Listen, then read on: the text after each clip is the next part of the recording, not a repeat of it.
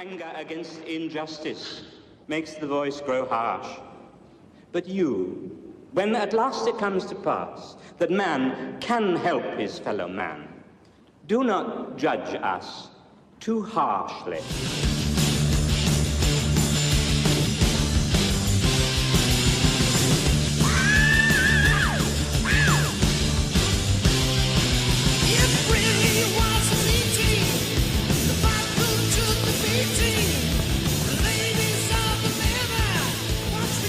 Et en fait, on pensait que l'Angleterre, ça faisait c'était plus parlant pour le public, pour tout le monde. On parle de l'Angleterre, on ne parle pas du Royaume-Uni. On peut parler de l'Écosse, de l'Irlande.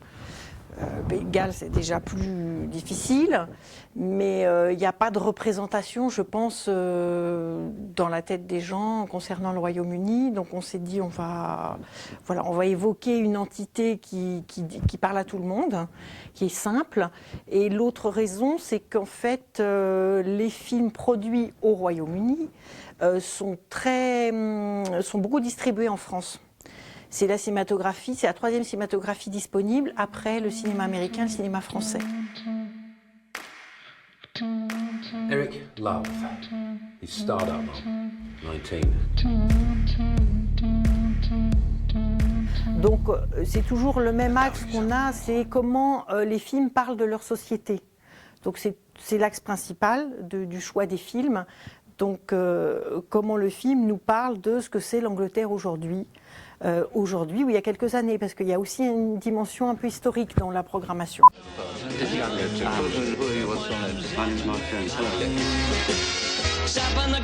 Donc on a une perle qui est un film de Peter Brook qui s'appelle Tell Me Lies, qu'il a tourné en 68 avec sa troupe de théâtre, le spectacle qu'il était en train de faire à l'époque.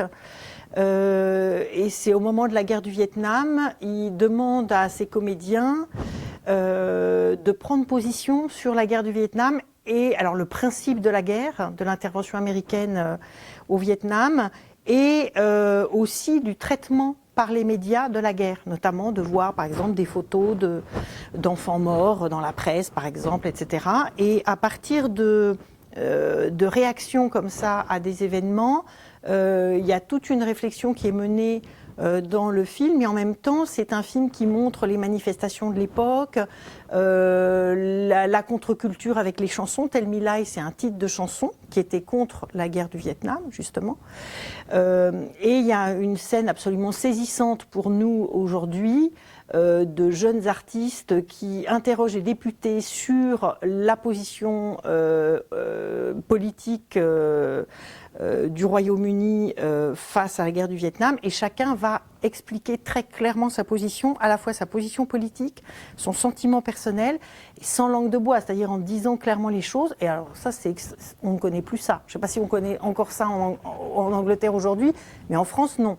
Alors c'est une grosse claque, d'autant plus que le film, il est très intéressant sur le plan formel, par tout ce montage d'images tournées par Peter Brook lui-même et d'images d'archives. Il est musical, il est rythmé, il est vraiment très très intéressant. 14 films, dont un double programme de cinéma d'animation. Donc on a compté comme un film, parce que c'est le même titre, c'est So British 1 et 2, il y a 2 volets. Donc selon les salles, ce programme d'animation qui est aussi un programme historique, puisqu'il est fait par des pionniers de l'animation au niveau mondial, qui s'appellent John Halas et Joy Batchelor, qui ont créé un studio. Ils étaient mariés et femmes dans la vie. Et donc ce petit panorama So British est en 2 volets et est programmé soit les 2 volets, soit un des 2 volets dans plusieurs salles.